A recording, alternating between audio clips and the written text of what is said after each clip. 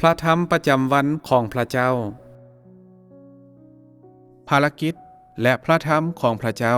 มีเจตนาที่เฮ็ดให้เกิดการเปลี่ยนแปลงในอุปนิสัยของพวกเจ้า เป้าหมายของพระองค์บ่แม่นเพียงเฮ็ดให้พวกเจ้ามีความเข้าใจหรือความรู้นั่นมันบ่เพียงพอคนที่มีความสามารถในการเข้าใจบ่ควรมีความยุ่งยากในการเข้าใจพระธรรมของพระเจ้าเพราะพระธรรมส่วนใหญ่ของพระเจ้าแม่นแสดงออกในภาษาของมนุษย์และพระองค์เว้าอย่างแจ่มแจ้งหลายยกตัวอย่างเช่นพวกเขาสามารถเรียนรู้ว่าพระเจ้าต้องการให้พวกเขาเข้าใจและปฏิบัติหยังนี่แม่นสิ่งที่คนปกติผู้ซึ่งมีความสามารถในการเข้าใจควรสามารถเฮ็ดได้โดยเฉพาะแล้วพระธรรมที่พระเจ้ากล่าวในขั้นตอนปัจจุบันก็ชัดเจนและโปร่งใสเป็นพิเศษ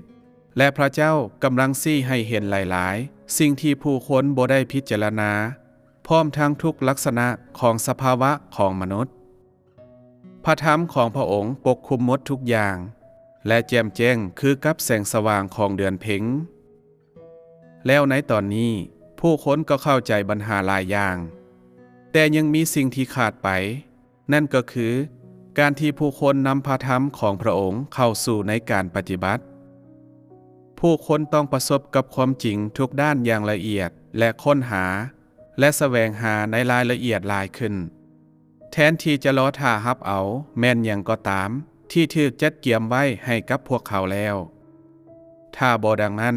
พวกเขาก็บ่ต่างหยังกับเสื้อกะฝากผู้ที่ฮู้จักพระธรรมของพระเจ้าแต่บ่ได้นำไปปฏิบัติบ่ฮักความจริงและจะถูกกำจัดไปในที่สุดเพื่อจะเป็นคือกับเปโตรในซุ้มปี90นี่หมายความว่าพวกเจ้าแต่ละคนควรปฏิบัติพระธรรมของพระเจ้ามีทางเข้าที่แท้จริงในประสบการณ์ของพวกเจ้าและถึงกับได้รับเอาแสงสว่างที่ยิ่งใหญ่เพิ่มขึ้นเรื่อยๆในการร่วมมือของพวกเจ้ากับพระเจ้าซึ่งจะเป็นความช่วยเหลือที่เพิ่มขึ้นเรื่อยๆในสู่ชีวิตของพวกเจ้าเองถ้าพวกเจ้าได้อ่านพระธรรมหลายข้อของพระเจ้าแต่เข้าใจเพียงแต่ความหมายของคำศัพท์และบ่พยายามมีประสบการณ์กับพระธรรมของพระเจ้าผ่านการพบพอแท้แล้วเจ้าก็จะบ่ฮู้จักพระธรรมของพระเจ้าตามความคิดของเจ้าแล้ว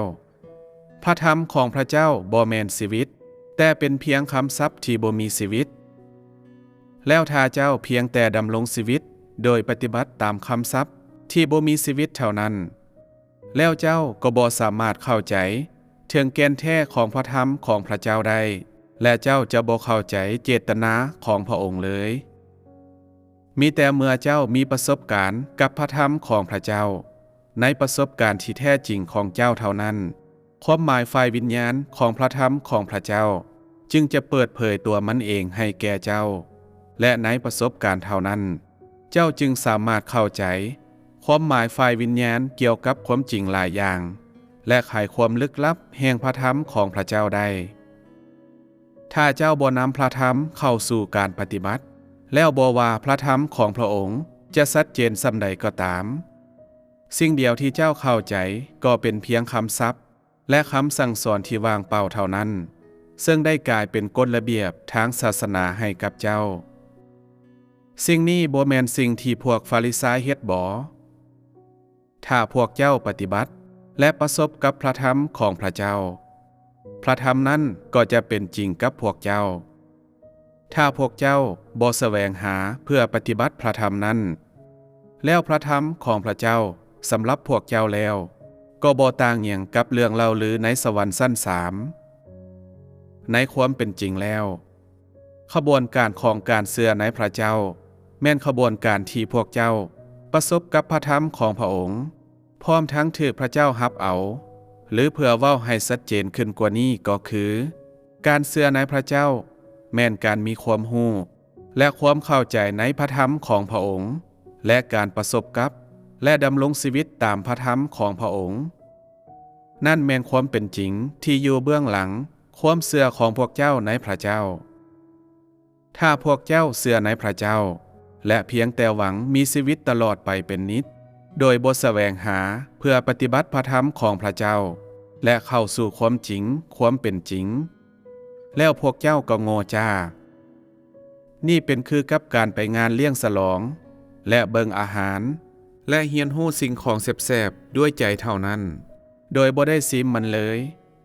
มันจะคือกับการบ่กินหรือการบ่ดื่มหยังเลยคนประเภทนั้นบ่แม่นคนโง่บ่